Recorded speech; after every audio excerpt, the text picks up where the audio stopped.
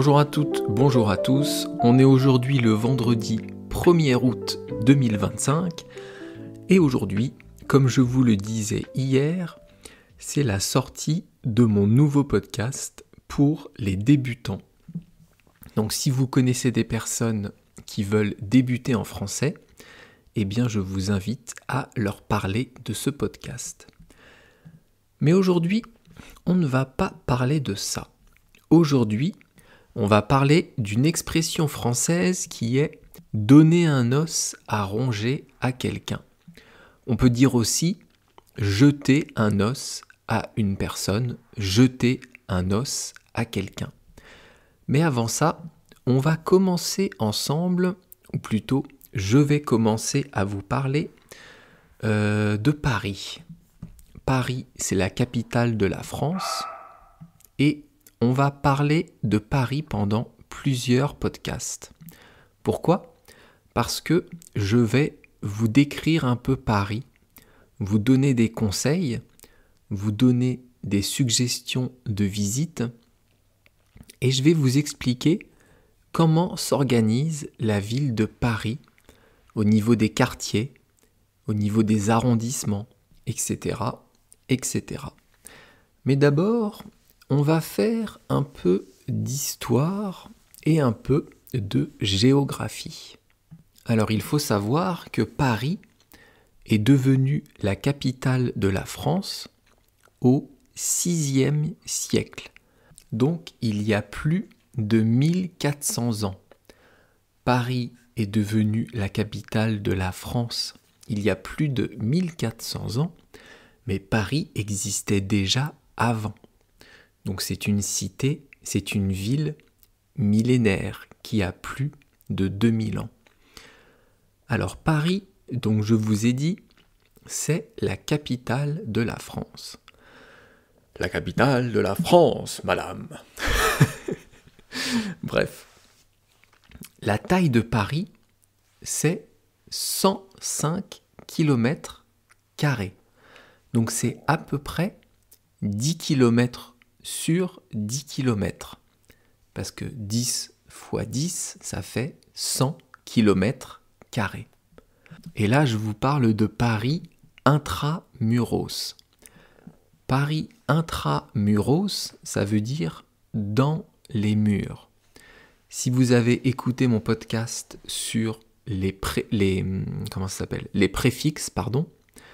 eh bien, on a parlé de intramuros.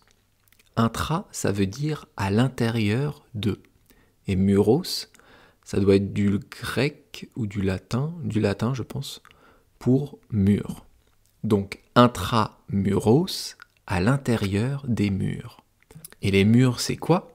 Eh bien, ce sont les murailles qui délimitaient la cité. Aujourd'hui, il n'y a plus de murailles, bien sûr, mais Paris intramuros est délimité par le périphérique. Le périphérique, c'est une route, c'est une 2x4 voies qui tourne tout autour de Paris. Le périphérique fait, je crois, à peu près 35 ou 38 km de long et ça a une forme à peu près ovale. En fait, on tourne. Et tout autour de ce périphérique, ou plutôt sur ce périphérique, eh bien vous avez régulièrement des portes, ce qu'on appelle des carrefours, ça s'appelle des portes à Paris, qui permettent d'accéder à la ville de Paris. Donc, ça, c'était pour un peu de géographie. La population à Paris est de 2 millions d'habitants. Il y a donc 2 millions de personnes qui habitent Paris. 2 millions, c'est 2 0 0 0 0 0 0. 2 avec 6 zéros derrière. Et ça, les 2 millions de personnes, ce n'est que Paris intramuros. Si on compte ce qu'on appelle le Grand Paris c'est Paris et les villes juste autour. Et bien là, on monte à 10 millions d'habitants. 10 millions, c'est 10 et 6 zéros derrière. Donc 10 millions de personnes qui habitent dans le Grand Paris. À Paris, vous avez 20 arrondissements. Ces 20 arrondissements, eh bien, ils sont situés, ils sont disposés en forme d'escargot en partant du centre de Paris. Alors, je vous explique. Déjà, c'est quoi un arrondissement ? Un arrondissement, dans Paris, c'est un quartier. Mais plus qu'un quartier, c'est un quartier administratif. C'est quelque chose qui va être délimité par la loi, administrativement. Et donc, vous en avez 20. Le premier arrondissement, par exemple, il est au centre. Et après, les arrondissements vont se suivre en forme d'escargot. Un escargot, c'est un animal qui rampe sur le sol et qui fait une traînée de bave derrière lui. Eh bien, les arrondissements de Paris sont en forme de coquilles d'escargot. Ils se suivent tous en forme de coquilles d'escargot. Le premier est au centre, le deuxième arrondissement touche le premier, puis le troisième, puis le quatrième, le cinquième, etc., etc. Et donc, plus on va monter dans les numéros, plus on va être éloigné du centre de Paris. Donc le dernier arrondissement, le 20e arrondissement, c'est l'arrondissement le plus éloigné du centre de Paris. C'est au pourtour, en tout cas dans Paris, mais plutôt excentré. Donc ça, ce sont les arrondissements de Paris, et c'est de ça dont je vais vous parler tout à l'heure. Je vais commencer à vous décrire chaque arrondissement, à vous dire ce qu'on peut y trouver, ce qu'on peut y faire pour les touristes qui veulent visiter, ou même les personnes qui habitent Paris, les personnes étrangères comme vous, qui habitez et peut-être qui travaillez à Paris, et peut-être qui veulent découvrir la ville. Mais avant de vous parler des arrondissements, je vais finir un peu sur la géographie à Paris. Il faut savoir qu'il y a 2 forêts/bois qui sont rattachés à la ville de Paris. À l'ouest, le bois de Boulogne et à l'est, le bois de Vincennes. Alors c'est marrant parce que ces 2 bois, ces 2 entre guillemets forêts, sont à l'opposé l'une de l'autre, mais elles se ressemblent dans leur fréquentation. Elles se ressemblent quant aux personnes qui vont dans ces endroits. La journée, le bois de Boulogne et le bois de Vincennes, eh bien vous trouvez des familles, des coureurs, des personnes qui sortent leurs chiens, des personnes qui veulent respirer un peu, qui se baladent. Il y a des bancs, il y a des personnes qui lisent des bouquins, des personnes qui pique-niquent. En tout cas, c'est très sympa, c'est très, entre guillemets, bon enfant. Et donc, c'est une zone, c'est un lieu qui est très grand, 2 lieux en tout cas, 2 bois qui sont très grands, et où vous pouvez aller vous promener. Et le soir, eh bien, ces 2 bois, le bois de Boulogne et le bois de Vincennes, changent de visage. Le soir, on trouve dans ces forêts, dans ces bois, beaucoup de prostituées. On appelle ça le plus vieux métier du monde. Ce sont donc des hommes ou des femmes, ou les deux. Non, j'en sais rien. Plutôt des femmes, mais il y a aussi des hommes, eh bien, qui proposent leurs services, comment on va dire ça, sexuels, pour de l'argent.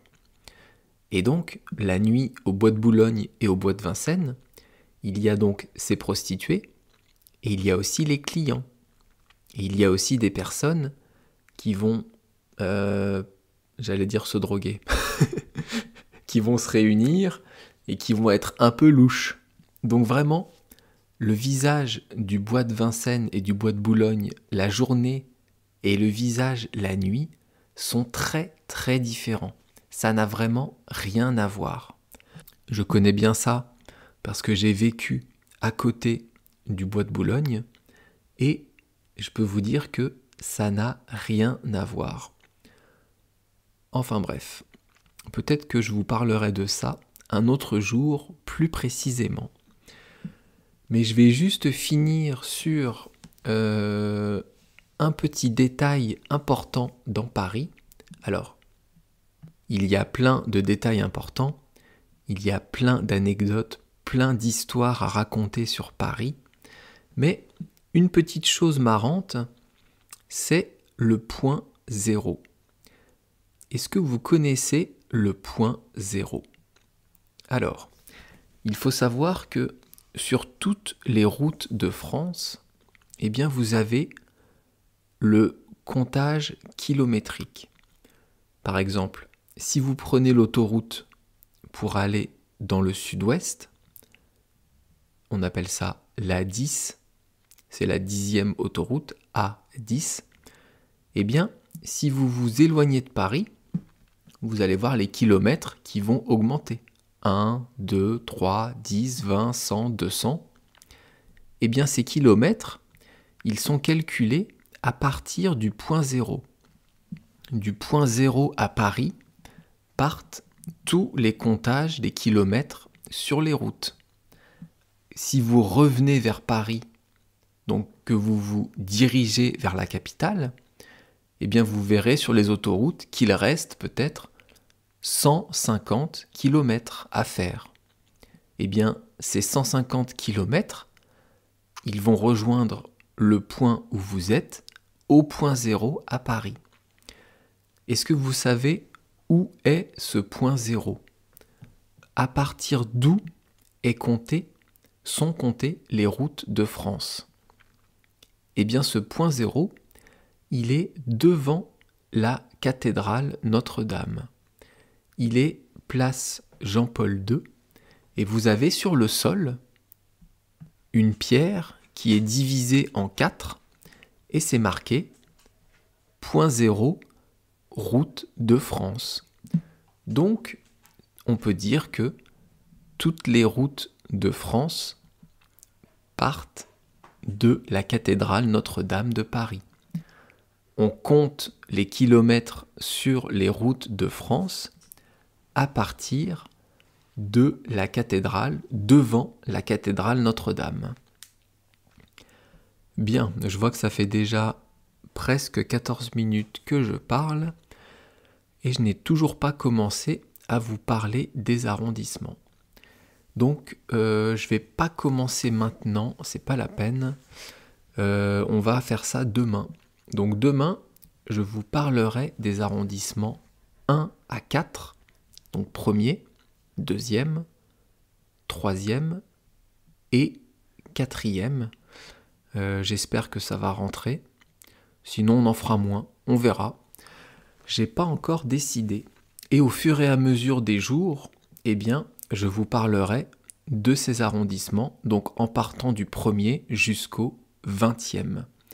Donc, pendant plusieurs jours, je pense 4, 5, 6 jours, une semaine peut-être, eh bien, on ne fera pas d'astuce du jour, puisque parler de Paris, parler des arrondissements, ça prend du temps. Et donc tout de suite, puisque c'est quand même le but de mon podcast, alors le but, c'est surtout que vous écoutiez du français et que vous puissiez vous améliorer, mais c'est aussi de vous expliquer des expressions françaises. Aujourd'hui, comme je vous le disais au début, on va parler d'une expression qui est « donner un os à ronger ». Alors, donner, c'est un verbe qui se termine par ER, et donc c'est un verbe du premier groupe. Donner quelque chose, c'est prendre une chose qui est à vous et la transmettre à quelqu'un. C'est en fait offrir quelque chose. Si je vous donne un verre d'eau ou je vous donne à manger, eh bien je vais vous proposer un verre d'eau et vous offrir à manger, sans évidemment vous faire payer. Donc ici, donner, je vous ai dit, c'est un verbe du premier groupe et on va le conjuguer au présent et à l'imparfait. Alors le verbe donner au présent, ça donne je donne, tu donnes, il donne, nous donnons, vous donnez et il donne.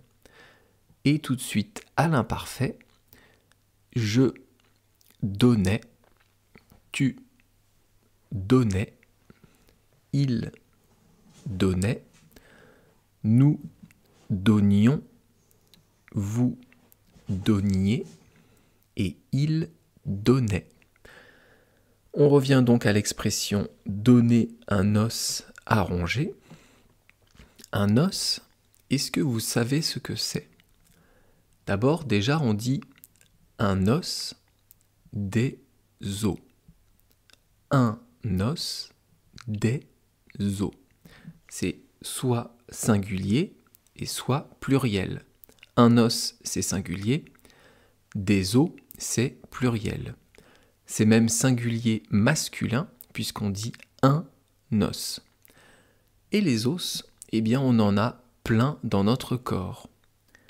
La colonne vertébrale est constituée de vertèbres qui sont des os. Dans la jambe, dans la cuisse, vous avez un os qui s'appelle le fémur. En dessous du genou, vous avez deux os dans la jambe qui s'appellent le tibia et la fibula. En fait, les os, c'est ce qui compose notre squelette. Ça, c'est pour l'humain, c'est pour l'homme et la femme, mais on parle aussi d'os pour les animaux. Quand à la boucherie, vous allez acheter de l'os à moelle, eh bien, l'os appartenait à un animal. Et donc, on revient à l'expression « donner un os à ronger ». Ronger, ça veut dire grignoter. C'est manger quelque chose en faisant ça. Je ne sais pas si vous avez entendu. Ah là là. Quand on ronge quelque chose, eh bien on va manger quelque chose avec ses dents. Mais on ne va pas l'avaler. On va entamer la matière. Par exemple, on peut dire ronger ses ongles. Eh bien, quelqu'un qui va ronger ses ongles, c'est quelqu'un qui va manger le bout de ses doigts. Les ongles, c'est ce qui est dur sur les doigts, au-dessus des doigts. Eh bien, des personnes stressées, des personnes anxieuses, pour déstresser, eh bien, se rongent les ongles. On parle aussi d'un chien qui va ronger un os. Donnez un os à un chien, vous allez voir qu'il va l'attaquer, il va le manger, il va le mâcher pendant des heures. Je vous parle en connaissance de cause, parce que j'ai 3 chiens, et quand je leur donne un os chacun, je peux vous dire que les os passent un sale quart d'heure. Et ça, c'est une autre expression française, passer un sale quart d'heure. Je vais me la noter et on la fera dans plusieurs mois. Donc donner un os à ronger, on peut dire aussi jeter un os à quelqu'un. Ça veut dire quoi? Ici, on ne parle pas d'un chien, on parle d'une personne. Donner un os à ronger à quelqu'un, ça veut dire donner à quelqu'un de quoi s'occuper. On donne du travail, on donne une occupation à quelqu'un pour s'en débarrasser, pour s'en défaire. Quand quelqu'un vous ennuie, vous embête ou vous dérange et que vous voulez être tranquille, eh bien vous lui donnez quelque chose à faire. Vous lui donnez un os à ronger. Imaginez une mère seule ou un père seul d'ailleurs, avec 3 enfants, ou avec un enfant et 2 de ses copains. Les enfants petits, c'est très fatigant, ça bouge beaucoup, ça a besoin de se dépenser. Eh bien la mère ou la père,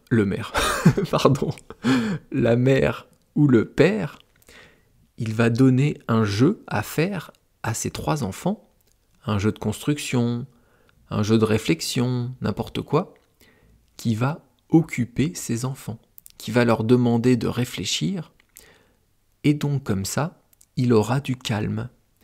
Et là, il leur aura donné un os à ronger. Il les aura occupés avec quelque chose.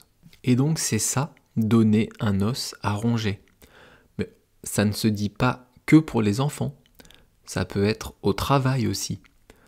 Un collègue de bureau qui vous ennuie, qui vous embête, qui vous demande tout le temps des conseils, ou tout le temps des choses que lui ne comprend pas, eh bien vous pouvez lui donner quelque chose à faire de très compliqué, ou lui demander une question très compliquée qui va lui prendre du temps, et donc comme ça vous allez vous en débarrasser.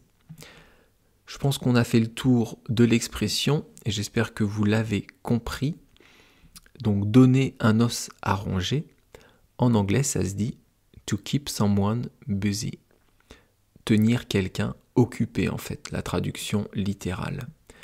Demain, donc comme je vous le disais, on va parler des arrondissements français, en commençant par le premier, et on verra une expression française qui est n'avoir que la peau sur les os. Je me suis un peu emmêlé les pinceaux dans mes expressions. Je pensais qu'on ferait celle-là aujourd'hui, mais finalement, on en a fait une autre. Enfin bref, peu importe. Je vous dis donc merci beaucoup de m'avoir écouté et à demain. Bye bye, hasta luego. Matane.